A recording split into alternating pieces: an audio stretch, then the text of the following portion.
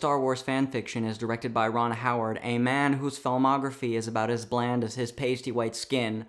And he took over from Chris Lord and Phil Miller pretty late on into production in a firing that was quite public and unexpected. Now, I will give the movie this: if you don't know anything about the history of the production troubles that the movie went through, I don't really think that you would get that from watching the film. I think actually the tone and the writing is pretty consistent throughout. Unfortunately, it is consistently awful. There's a line of dialogue pretty early on in the film where we learn where Han got his name, Solo, because apparently that's not his real name. I wasn't aware. Maybe that's explained in some other piece of the Star Wars lore, but I don't think it's anywhere in any of the films.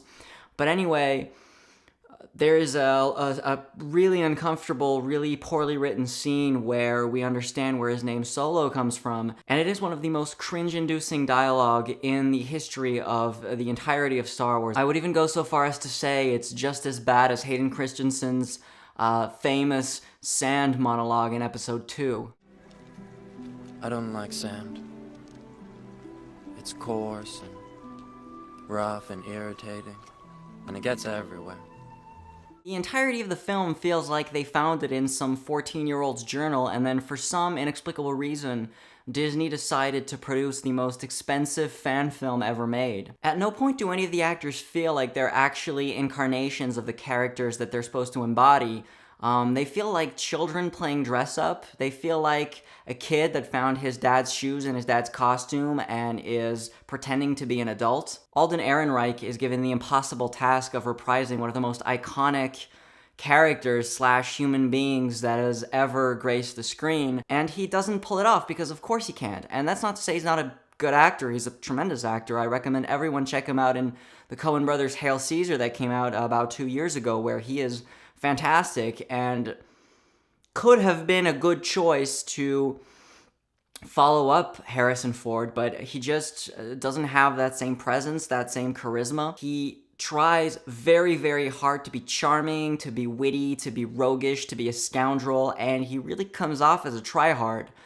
And if there's one thing that Harrison Ford isn't, it's a tryhard. That man is cool without trying. That man exudes cool and charisma and charm in his sleep. Everybody in this film feels so out of place. I know we're all supposed to love Donald Glover, and I love Atlanta. I like his music, but in this film, he just feels like he's his character from Community. Might as well replace Alden Ehrenreich with Joel McHale and Chewbacca with Chevy Chase, and you just have a really average episode of Community where they're pretending to be Star Wars. Phoebe Waller-Bridge has the distinction of playing probably one of the most annoying characters in a Star Wars movie ever, rivaling the likes of Jar Jar Binks. And they give her character, who's a droid, this sort of revolutionary discourse. She's like this revolutionary figure trying to free the slave droids and demanding equal rights.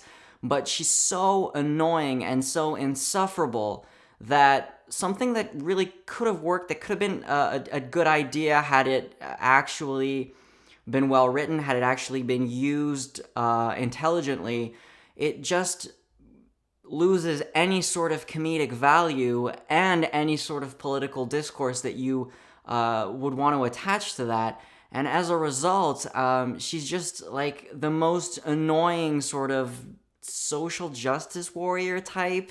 The movie made me pro-slavery, and that's probably not a good thing. So we have this running theme of actors that I really like, of actors that I think are really talented. We were just talking about Phoebe Waller-Bridge. I think Fleabag is tremendously written. She's a tremendously funny comedian. So is Donald Glover. I think Alden Ehrenreich's great. I think the entire cast should work, but it just falls flat on its ass and for some reason fails miserably. The movie also suffers from a disease that I like to call prequelitis, which sort of manifests itself in two forms. The first one is that because we know where all this is leading up to, it really makes the stakes very low. Obviously, all the characters that you don't know, they're probably gonna die, and all the characters that you do know, they're gonna live. And That's not to say the movie has to surprise us. I mean, isn't the joy in the journey and not the destination? Well, yes, but the journey is so lackluster and so flat that it just reinforces this bland, monotonous film that we are forced to be a part of, and it just made me want to watch the original trilogy. The other problem that arises is that it sort of fetishizes everything Star Wars to the point where everything has to be explained, whether it be his name, as I mentioned before, whether it be the dice that he has in the cockpit of the Millennium Falcon, his blaster. I'm pretty surprised they didn't tell us where he got his haircut from, because that's probably the only thing they leave off the table. And on top of that, everybody is linked inextricably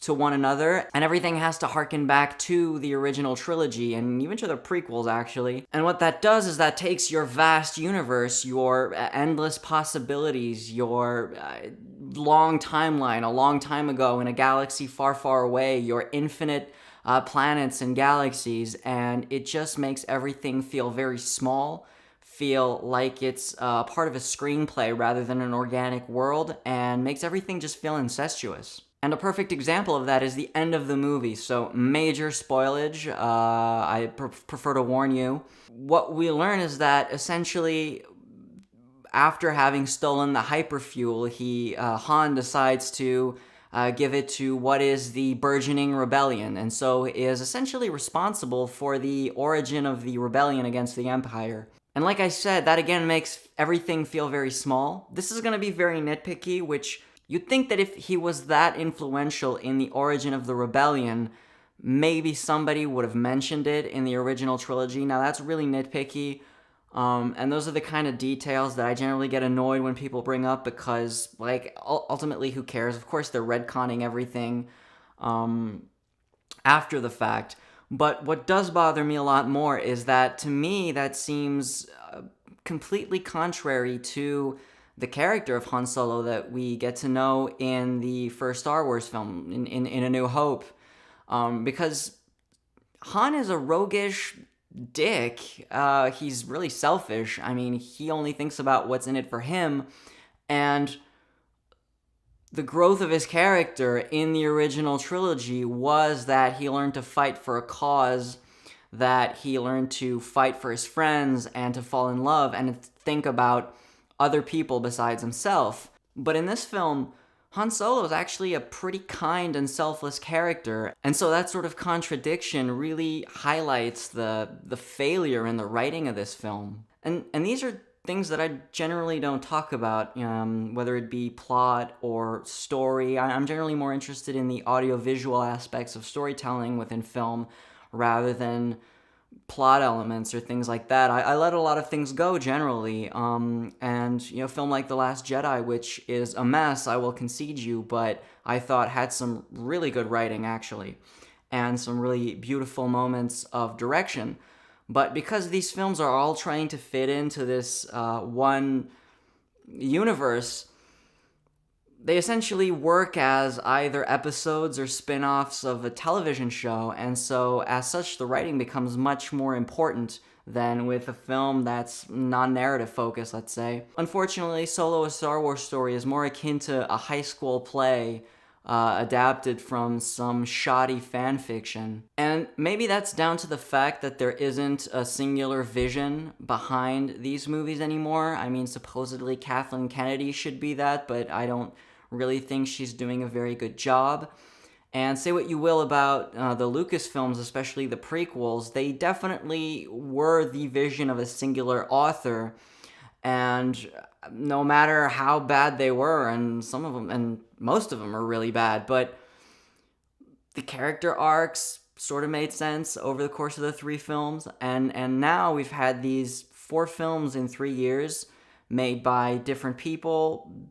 Maybe they should get a showrunner type. Since I keep comparing these movies to say, television, well, good television shows have good showrunners that make sure that there's a vision, that make sure that everybody's going in the same direction. And I'll also say this, regardless of box office success, I know the film is considered a failure, even though it made $100 million, which is ridiculous. These movies cost way too much money, especially to market. There's a huge problem with the industry, but Going back to the prequels once again, they would come out every 3 years, and no matter how bad they were, I remember that when Episode 2 came out, when Episode 3 came out, obviously Episode 1, but those were events, they were special. And these new movies, they just don't feel special because they're putting them out every 6 months. And I have a passing interest for Star Wars. I didn't grow up on it. It's not really my franchise, so I don't have this reverence or this nostalgic love for Star Wars. But I will say, it always, at a distance, seemed sort of special to me. And it seemed that the way it was received by its fans was really special. And now it really doesn't feel special anymore, and I guess that's a shame. So, thank you very much for watching the video. If you wouldn't mind subscribing or hitting that like button, that would be extremely appreciated. And until next time, see ya. Thank you.